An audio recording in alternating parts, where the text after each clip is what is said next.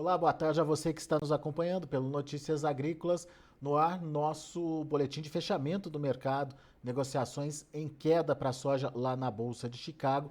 Mais um dia de perdas importantes de 16, 17 pontos nos principais vencimentos. O novembro, por exemplo, perdeu o suporte ali dos 12 dólares por bushel e obviamente a gente quer entender o que vem por aí, né? Quais são as novas metas do mercado, o que a gente pode esperar em termos de precificação da soja. E quem traz os detalhes para a gente é o Vitor Martins, da Redpoint Global Market. Está aqui já com a gente no vídeo. Seja bem-vindo, viu, Vitor? Obrigado mais uma vez por nos ajudar a entender o mercado. Uma semana de pressão lá em Chicago, pelo menos 3 sessões seguidas aí de baixa e baixa forte, né, de 2 dígitos aí para a soja, e agora chegou num patamar que a gente precisa prestar atenção, Vitor. O que está acontecendo, hein? Exato. Bom, Alexandre, boa tarde a todos os colegas e ouvintes de Notícias Agrícolas. Realmente, Alexandre, é um momento aí que temos que ter certa cautela, né, sobretudo ao avaliarmos, né, toda a transição que temos atualmente da mercadologia da soja, tanto no spot, que já está começando a ser precificado como o futuro, né, ou seja, o mercado em breve já vai precificar a soja no interior em linha com o preço da safra 21-22, que, de acordo com consultorias, vai ser uma safra recorde, né, que passa de 145 milhões de toneladas, volume o qual está muito pouco ainda comercializado e que deve ser comercializado, sua grande maioria, já na boca de safra. Então, nós temos, Alexandre, um conjunto, uma bateria de dados que tem como gênese uma super safra aqui na América do Sul, certo? Então vamos pontuar o lado baixista e o lado altista. O lado baixista temos um programa recorde, tanto em termos de área plantada aqui no Brasil, em termos de velocidade de plantio, certo? Temos muitas regiões produtoras que nunca plantaram soja tão cedo e que já estimam, né, com híbridos de maturidade um pouco mais precoce, que já tenhamos soja disponível aqui no Brasil para dezembro, ou seja, soja nova, de boa de qualidade, ainda esse ano, né? Ou seja, em poucos meses, em um mês, possivelmente, um mês e meio, vai depender muito também do clima, o quanto que acelerar a maturação ou não. Mas o que os originadores estão olhando, Alexander? Que ao passo que você teve um programa recorde de plantio aqui no Brasil e preços com certo desconto, que chegou a 2 dólares por bushel abaixo do preço da soja americana, o originador ele fez a seguinte estratégia: ele começou a se originar, sobretudo a China, de mão para boca, como a gente fala, nos Estados Unidos e alongando grande parte do seu programa 22 com soja aqui do Brasil. Mas acontece que, recentemente, nas últimas semanas, houve-se um grande interesse de venda por parte do spot, sobretudo de produtores que já estão basicamente limpando armazéns, ou enfim, ou fazendo mesmo caixa para fixações, cumprir embarques. A gente viu que isso teve uma pressão nos prêmios, sobretudo com a alta do dólar. Então, com a disparada do dólar, houve um momento de fixação maior por parte dos produtores, que vinham represando, de acordo com estimativas nossas, em torno de 7 a 8 milhões de toneladas, sobretudo aqui no sul, e isso fez com que, além de dar um teto para os prêmios dos portos, derretesse os prêmios, né? Os prêmios caíram bem, caíram mais de 20 centavos por bushel somente aí nessa semana. E isso fez com que a soja brasileira ela ficasse ainda mais, ela ficasse até mesmo competitiva contra a soja americana para embarques que são atípicos, que seriam agora, segunda quinzena de novembro e dezembro,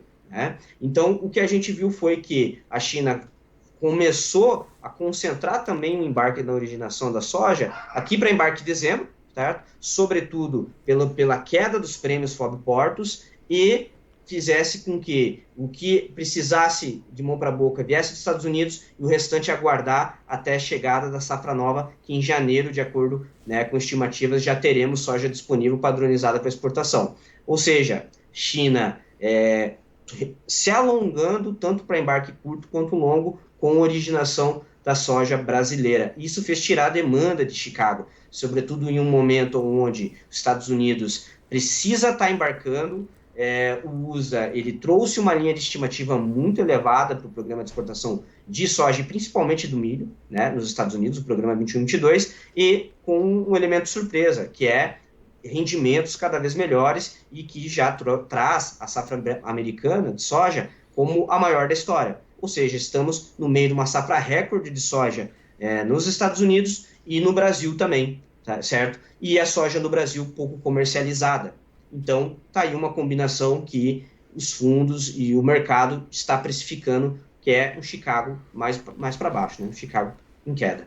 Muito bem, então essa perspectiva de maior oferta, né, de maior volume ofertado, faz com que a China compre mais compassadamente e evita aí uma alta dos preços lá em Chicago. Pelo contrário, até ajuda a forçar uma queda por lá. Agora, o Vitor, essa falta da China é normal? Está dentro de uma estratégia plausível, digamos, pelos chineses, ou tem alguma repercussão aí da economia chinesa patinando, dos problemas que eles estão enfrentando com energia, enfim.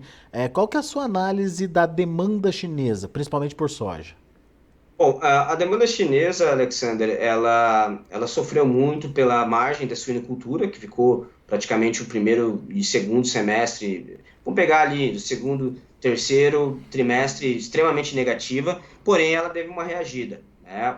O que a gente pôde observar que, apesar de toda essa crise energética, que fez com que reduzisse o ritmo de esmagamento e elevasse os estoques de soja nas indústrias, a gente vê que essa dinâmica ela se canibaliza, porque sobe o estoque de soja pelo menor processamento da soja, porque teve fechamento teve fechamento de várias plantas temporariamente devido à crise energética. Porém, se a China está originando aqui no Brasil ainda para embarque em dezembro e janeiro, isso mostra que realmente ela ainda possui necessidade de cobertura. E isso tem se mostrado factível, sobretudo ao fato que a Sinopharm, que é a grande estatal chinesa, tem realizado leilões de farelo no mercado interno justamente para atender essa escassez de farelo, porque você reduz o processamento da soja grão, aumenta o estoque, mas reduz o farelo. Reduzindo o estoque de farelo, as margens futuras teóricas de março, abril e maio ficam extremamente positivas. E a China vem no Brasil se alongar também para travar essa margem futura. Pois bem, esse é um componente que estava ocorrendo já havia algum tempo, né, nas últimas semanas, mas agora a gente tem um novo fator, que é um fator que ainda a gente deve prestar atenção, que é a queda dos fretes marítimos. Então, muito das margens na originação da soja, ela estava afetada pelo frete marítimo extremamente elevado. E os índices de cargas secas, as principais rotas, pegando, por exemplo, aqui de Santos para o norte da China, né, em Heilongjiang, em Qingdao, em Shandong, as rotas caíram em torno de praticamente 10%. Ou seja, o frete marítimo está caindo, o que é muito bom para os originadores, porque isso melhora a margem do originador, que antes a grande parte, mais de 2/3, era só de custo logístico, e agora sobra espaço para realmente o crush margin poder refletir em melhores prêmios para as origens. O que isso quer dizer, Alexander? Que para o sojicultor 22, vai permitir com que a China pague prêmios maiores, certo? Sobretudo pelo fato de que a queda no frete marítimo permite uma melhora nessa originação. A China está com pouco estoque de farelo, tá, para janeiro, fevereiro, março, e ela precisa originar soja porque ela vai entrar na sazonalidade de festividades, diga-se de passagem, o feriado lunar, né, que ocorre em fevereiro, e basicamente ela precisa agora dar uma acelerada de originação de soja, sobretudo americana, né, e brasileira também, para poder recompor esses estoques. Mas ela não vai deixar de aproveitar e travar a margem futura, porque ela ainda está pouco coberta para abril e maio, não tem nem 30% ainda de cobertura. Ou seja, a China fez a estratégia de segurar e não comprar dos Estados Unidos, aguardar a entrada de safra, o mercado vê que a safra é recorde, cair Chicago, agora ela vira originar com aquelas compras de barganhas para poder poder garantir suprimento aí para esses embarques mais longos, né? Sobretudo pegando ali fevereiro, março, também pelos Estados Unidos, que necessita desse espaço logístico. Ou seja, a China também bem estratégica na sua comercialização, na sua compra, né, Vitor? Com certeza, e as margens de esmagamentos estão boas, caíram recentemente, mas com a queda de Chicago, dispararam.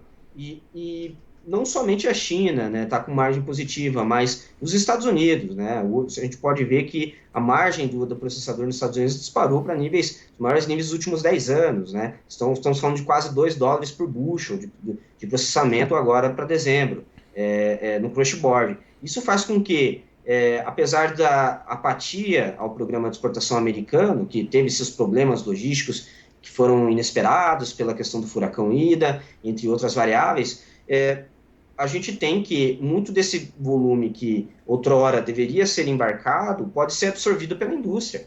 Ou seja, as esmagadoras americanas vão absorver grande parte desse estoque remanescente que outrora deveria ser para exportação, vai ficar para o mercado interno. Mas tem mais um componente, Alexander, que a gente tem que pontuar, que se chama Argentina. Então, vamos lá. Do lado então, da demanda, uma reação do consumo interno nos Estados Unidos e a Argentina. Por que a Argentina, Vitor?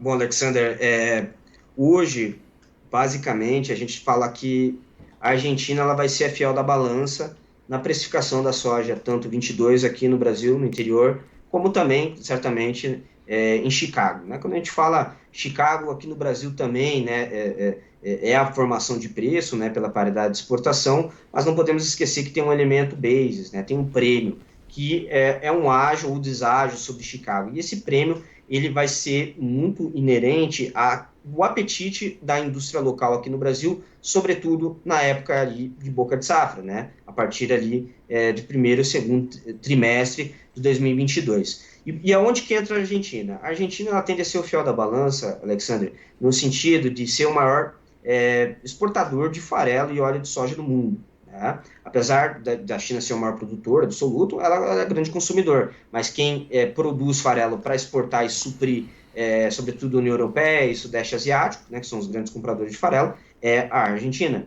E a Argentina ela tem algumas peculiaridades que ainda aparentemente não estão precificadas nos futuros, tanto da soja como propriamente do farelo na CBOT. E esses riscos advêm da oferta, né, do lado do suprimento. Primeiro, nós temos que destacar que a Argentina ela está em sua campanha, ela já está na semeadura de soja, novembro é a principal janela de plantio da safra argentina de soja, e é um ano onde nós teremos, já está mais do que comprovado e vai se intensificar o efeito do Laninha. Então, nos últimos 35 anos, Alexander, nós tivemos 3 temporadas onde ocorreram 2 laninhas, 2 fenômenos do Laninha consecutivamente, né, que é o resfriamento das águas do Pacífico. Em anos de Laninha, você tende a ter uma redução na produtividade da soja na Argentina em torno de 30% até 35% de queda. Isso se resume em menor oferta de soja e menor oferta de soja para esmagamento. Logo, menos farelo disponível para exportação.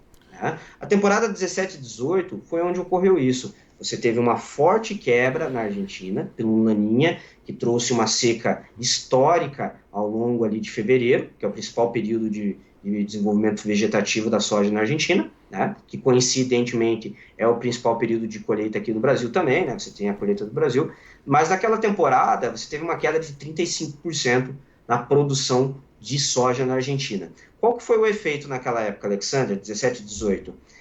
Em plena colheita de soja, você teve uma disparada dos prêmios aqui no Brasil, em plena colheita, não apenas pela questão do trade war, mas pelo fato de que com a quebra da Argentina, exportou-se margem de esmagamento positiva para o Brasil. Ou seja, a Argentina ela é um player que ela tem a capacidade de ser um vetor de conduzir e exportar margem de esmagamento positiva para o Brasil e os Estados Unidos. Na temporada 17 e 18, os Estados Unidos exportou 30% a mais de farelo, ou seja, ele teve que arcar com uma ausência uma escassez da Argentina, esmagando mais soja para poder atender a exportação do farelo, certo? Ou seja, foi uma sobredemanda que naquela época também trouxe sustentação para os futuros em Chicago e no Brasil, não só para Chicago, mas também para o prêmio em plena safra.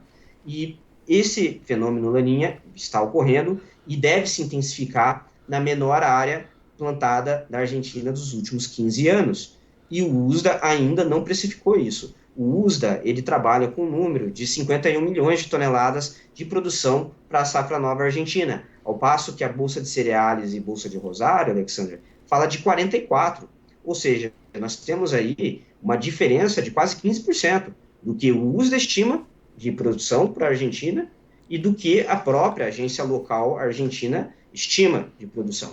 Né? Então, você tem menor área plantada e você tem um risco de menor produtividade que advém do Laninha, que quando vem, pega a Argentina em cheio, principalmente na soja. Esse é o primeiro lado, o lado do suprimento, a ausência de suprimento de soja na Argentina e escassez de farelo, que pode levar a uma inversão na curva futura do farelo, o que representa boas margens de esmagamento no spot. Tudo bem, mas nós temos um segundo passo, que é o fato de que o Laninha, ele tende também a reduzir, né, o calado marítimo, dado o excesso das temperaturas elevadas e baixas precipitações, você tende a reduzir o calado marítimo do principal afluente logística da Argentina, que é o hub do Rosário, né, ali São Lourenço, o Up River. Então, você já vem de calado marítimo historicamente baixo, né, é o menor calado marítimo para o Rio Paraná dos últimos 90 anos, o que impactou severamente a capacidade de exportação de escoamento tanto de milho argentino, que foi um milho barato, e também de farelo argentino, o que trouxe uma demanda para portos brasileiros de farelo, que até tipicamente era mais para atender o mercado interno, e quando se viu, o mercado de exportação estava batendo na porta, ó, preciso de farelo, Brasil me ajuda, porque a Argentina não está sendo suficiente. Então, resumindo, Alexander, existe uma certa cautela, um certo otimismo ainda um pouco cauteloso em relação à produção argentina e à capacidade de suprimento de farelo. E farelo, falou de farelo, farelo é soja, farelo que precifica a soja, né? É a soja grão. E o que a gente estima que a produção de farelo na Argentina, ela pode ser a menor dos últimos 10 anos, sobretudo se tivermos um impacto severo do Laninha. E não sei, temos que acompanhar o quanto que as origens, sobretudo o Brasil e Estados Unidos, hoje estão preparados para lidar com essa sobredemanda de farelo. Muito bem. Então, do lado da oferta argentina, essa possibilidade de redução de oferta, tanto de grão quanto de farelo, em função do menor processamento, e em função, inclusive, da menor área plantada e do risco trazido pelo Laninha, que poderia protagonizar mercados como Brasil e Estados Unidos na produção de farelo. Isso poderia também, de alguma forma, incentivar aí um movimento de alta em Chicago. Agora, Vitor, isso por enquanto são expectativas. Ou isso já começa a ser vislumbrado pelos operadores, pelos investidores, e já começa a ter alguma, digamos, alguma perspectiva nova aí, uma virada nessa pressão negativa aí que a gente viu acontecer nas últimas sessões? Exato, Alexander. Bom, isso já começa a se desenhar, é algo que é sutil, mas quando a gente vê, realmente toma proporções. Os primeiros sinais e sintomas de que o mercado pode ter problemas de abastecimento de farelo, a gente está vendo justamente hoje já nas margens de esmagamentos em Chicago, né, no crush board, onde disparou-se, né, as margens de esmagamento para a safra nova brasileira, que vai em março e dezembro, a gente está falando de quase $1,50 por bushel no crush. Ou seja, isso traz já para o esmagador aqui no Brasil boas margens, certo? O que pode se traduzir em bons prêmios também no interior. Esse é um primeiro ponto. Então, a gente já começa a observar esse movimento de queda do rendimento do óleo de soja no processamento do grão, do oil share, para o farelo. O farelo que vai começar agora dar a maior ou menor, vai ser o catalisador de alta ou de baixa de Chicago. E o farelo tem sido uma commodity que foi uma das mais depreciadas ao longo do ano, onde se esmagou muita soja para rendimento do óleo e teve uma sobre-oferta de farelo. Só que o farelo você não consegue estocar ele, né, por muito tempo. Você tem, você trabalha sempre com alongamento, você nunca tem farelo spot. E basicamente, o que acontece? A gente vê os mapas climáticos do lado da oferta mostrando que possivelmente teríamos um janeiro com uma acumulada de precipitação em torno de 30% do normal, 30%, 40% do normal. Temos que olhar a convergência dos modelos, os modelos mais estendidos apontam para um janeiro mais seco e quente na Argentina, mas mapa estendido é baixa confiança, né, Alexander? Pode mudar do dia para a noite.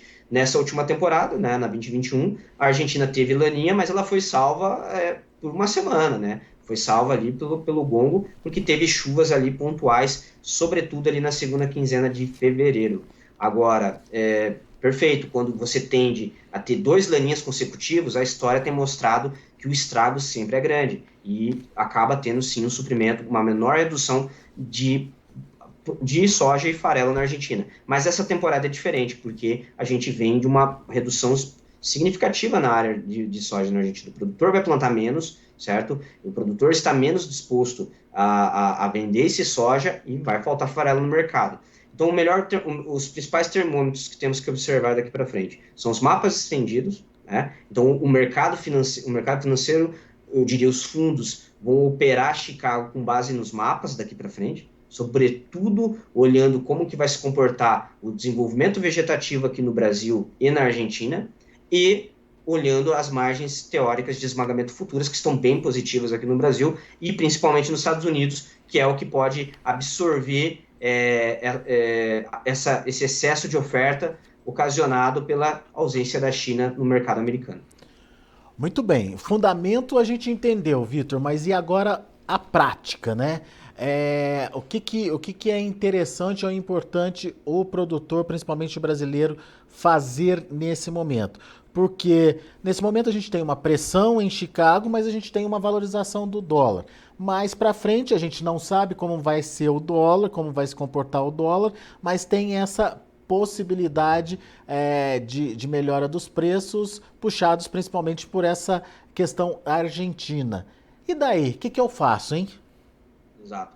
Olha, para quem tem soja spot, Alexander, realmente complicou, porque a soja spot ela já começa a ser precificada pela paridade de soja futura, né, de soja 22. E apesar de que o prêmio, ele continua sendo o prêmio basis referente à soja 21. Você tem ainda um potencial de valorização via uma desvalorização do real, né, uma desvalorização cambial que tem se mostrado hoje basicamente bem previsível, sobretudo pelo esse cenário de inflação global, né? Você tem toda uma questão do Banco Central americano reduzindo o estímulo, né, de injeção de dólares na economia americana. Isso tudo faz com que necessite mais aumento na taxa de juros para equilibrar, né, as taxas entre os países e atrair mais dólar. Até lá o dólar tende a ficar, né, mais valorizado, o que melhora, né, a precificação da soja em reais, porém você tem aí uma certa janela para aproveitar e fixar esse soja spot até a segunda quinzena de novembro, porque sazonalmente, né, a partir desse momento, a indústria, a fábrica, ela para, né, ela sai de mercado e já vai começar a olhar e buscar precificar a soja pela soja futura, né, pela soja 22, que é um outro prêmio, é uma outra mercadologia e é um mercado que ainda tem sim muito a ser comercializado e ser fixado. Então, para a soja spot, existe uma janela bem cautelosa de aproveitar ainda uma alta desses prêmios no spot, sobretudo com essa sobredemanda que a China está tendo para embarque em dezembro. Dá para aproveitar ainda para travar o prêmio até a segunda quinzena de novembro, mas não hesitar, né? Isso para quem tem soja spot. E para quem tem soja 22, ainda pode aguardar uma melhora também no prêmio, sobretudo com a China se alongando para 22, certo? E, evidentemente, né, Chicago vai depender agora do clima na Argentina. Então, se o clima na Argentina ocorrer tudo bem e não trouxer nenhuma ameaça às lavouras argentinas, certamente Chicago, sobretudo olhando março 22, tende a ter mais pressão, porque, basicamente, não, o mercado vai precificar que, olha, aquela demanda extra de farelo que nós teríamos que exportar para suprir a Argentina não vai ser necessário. Então, isso tende a tirar um pouco também da demanda de farelo e do prêmio do farelo lá no Golfo, o que reduz também a margem de esmagamento e a demanda por soja no interior nos Estados Unidos. Tudo isso aí é Chicago para baixo. Então, o produtor, assim, a assimetria, ela é de um viés realmente de oferta, né? A gente tem que tomar cuidado. Estamos aí numa safra recorde nos Estados Unidos, uma safra recorde no Brasil. Então, existe janelas ali para quem vai precificar em reais, que ainda você pode se beneficiar, sobretudo com a rolagem do dólar, que está muito positiva. Né? Isso está interessante. Agora, para quem vende soja em dólar, é um pouco preocupante, porque aí você precisa de uma alta de Chicago e prêmio, né? Que deve ocorrer ali até fevereiro, se ter algum problema na safra argentina, senão o cenário já é de pressão de queda nos prêmios com a entrada da safra, que é a sazonalidade do basis também, né? Que é cair em safra, e a gente vê aí uma safra de 145 milhões de toneladas, desse volume, apenas 41 milhões de toneladas está fixado. Você tem, somando um estoque de passagem de 7 milhões de toneladas, você tem quase 110 milhões de toneladas a ser fixada em plena safra. Tá? Isso é algo que tem que tomar cuidado. Um lado positivo é a queda dos fretes marítimos, né? Que tende a trazer melhor oportunidade para prêmios mais firmes por parte do originador. Então, dá para esperar ainda uma melhora nesses prêmios, mas passou ali de fevereiro, pode realmente se tornar um cenário mais baixista, Alexandre. Muito bem. Então, resumindo, fazendo um resumo rapidinho, para quem negocia em dólar, tem que contar aí com algum problema na Argentina para, obviamente, ter oportunidade. Agora, para quem negocia em reais, as oportunidades estão aí, mas principalmente muito ligadas à variação cambial. Então, prestar atenção nessa situação aí e ir aproveitando à medida do possível. Certo? Exato. O prêmio, para 22, o prêmio deve se valorizar, né, com essa queda de Chicago, e pelo fato de que a queda no frete marítimo também é positivo para o prêmio, traz prêmios mais firmes, porque o custo logístico do originador não vai ser repassado para o vendedor, para o produtor, né, para a origem. Então, você tem um fortalecimento no prêmio, que eu acredito que até a segunda quinzena de fevereiro deve ocorrer. Você tem um fortalecimento nos prêmios, sobretudo para 22, o que dado, né, a linha de tendência que a gente vinha trabalhando desde os últimos meses, que já era fixar Chicago, deixar o prêmio aberto, né, para quem vende em dólar, para conseguir um flat price melhor. Então, pode ter uma oportunidade ainda melhor nos próximos dias para fixar esse prêmio, que a gente vê que vai começar a subir para 22. Agora, para 23, aí é uma outra história que a gente pode bater um outro papo, Alexandre, em um momento oportuno, sobretudo olhando as relações de trocas no barter, né, que estão muito ruins atualmente pela elevação, né, do custo tanto de fertilizantes como os defensivos químicos também, né, que dispararam. Então aí seria uma outra estratégia que a gente chama, né, de long basis, que é muito interessante, o produtor está olhando, né, e, enfim, se beneficiando aí desse cenário de mercado, sobretudo para 23, que ainda você tem uma boa precificação em reais, principalmente. Boa, mas esse vai ser o tema de uma próxima conversa. Meu caro Vitor Martins, a gente agradece muito a sua participação aqui conosco mais uma vez, sempre trazendo pontos importantes para serem analisados e principalmente acompanhados aí na hora de se pensar e planejar a comercialização da soja. Meu amigo, volte sempre. Obrigado, Alexandre. Uma boa tarde a todos, bons negócios e um bom final de semana. Até a próxima. Tá aí Vitor Martins aqui com a gente no Notícias Agrícolas, analisando o mercado da soja. Vamos ver como encerraram as negociações. Você acompanha aqui comigo na tela um dia de queda bastante forte aí para a soja. Novembro perdeu o patamar dos 12 dólares. Está aí em 11 dólares e 92 centes por bushel, uma queda de 17 pontos. O janeiro, 12 dólares e 5 centes por bushel, caindo 17 pontos mais 25. O março 22, 12 dólares e 17 centes por bushel, uma queda de 16 pontos mais 75. E o maio, 12 dólares e 28 centes por bushel, perdendo 16 pontos e meio. Esses são os números da soja. Vamos ver para o milho. Para dezembro, 5 dólares e 53 centes por bushel, perda de 6 pontos mais 25. Para março, 5 dólares e 62, queda de 5,5. Para maio, 5 dólares e 67 centes por bushel, perdendo 5 pontos mais 25. E o julho, 5 dólares e 68 centes por bushel, também recuando 4 pontos mais 25. E para finalizar, o trigo. Vamos ver o trigo. Para dezembro, 7 dólares e 66 centes por bushel, perdendo 7 pontos mais 25. O março, 7 dólares e 79 centes por bushel, perdendo 6,5. Maio, 7 dólares e 83 centes por bushel, queda de 7 pontos. E o julho, 7 dólares e 73 centes por bushel, perdendo 5 pontos mais 25. São os números de hoje, já de fechamento do mercado. A gente fica por aqui. Agradeço muito a sua atenção, a sua audiência. Continue com a gente. Se inscreva em nossas mídias sociais. No Facebook, Notícias Agrícolas. No Instagram, @Notícias Agrícolas. E em nosso Twitter, @Norteagri. E para não perder nenhum vídeo, não se esqueça de nos acompanhar no YouTube e na Twitch, Notícias Agrícolas Oficial.